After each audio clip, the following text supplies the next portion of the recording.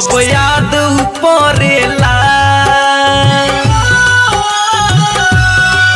दिल दर्द करेला।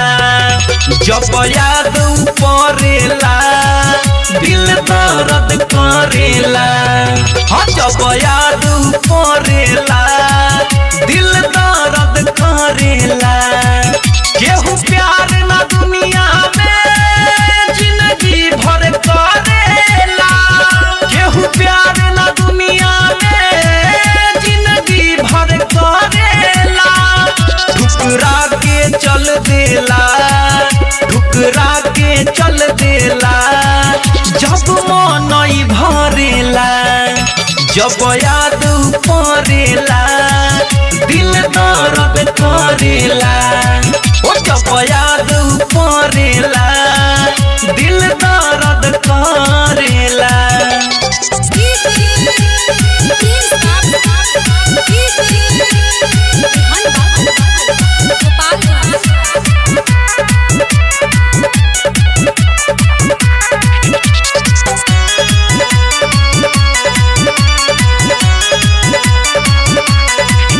उनकर चाहत अपना सर पर हम ढोइले।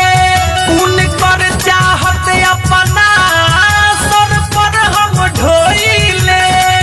जितने हंसले रहनी उतने अब रोइले। सावन बन के पानी, सावन बन के पानी अखिया से झरेला। जब याद पड़ेला दिल दर्द करेला। ओ जब याद पड़ेला दिल दर्द करेला।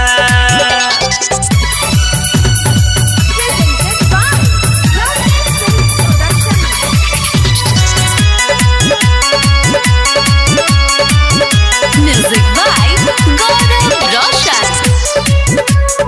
आप सुन रहे हैं अमित पटेल की आवाज में। दुनिया के मेला में कहवा खो गईली। दुनिया के मेला में कहवा खो गईली। ऊ छोड़ मुकेश के हो केहू और के हो गईली। हे अमित दीवा करके, हे अमित दीवा करके पल पल दिल झरेला। जब याद पड़ेला दिल दर्द करेला।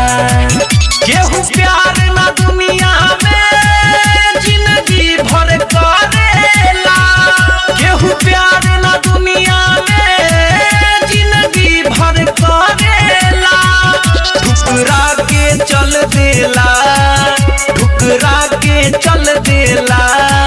जब मन भरेला जब याद पड़ेला दिल दर्द करेला। ओ जब याद पड़ेला